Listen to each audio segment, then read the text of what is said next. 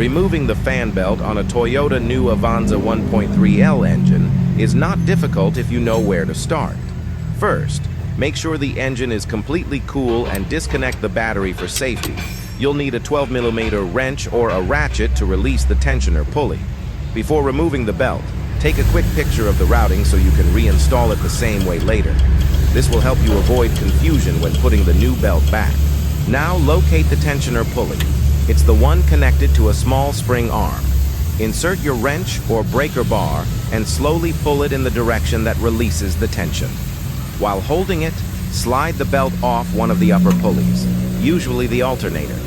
Be careful not to let the wrench snap back suddenly. It's under tension and can cause injury or damage nearby parts if released too fast. Once the tension is released, you can easily remove the old fan belt from all pulleys.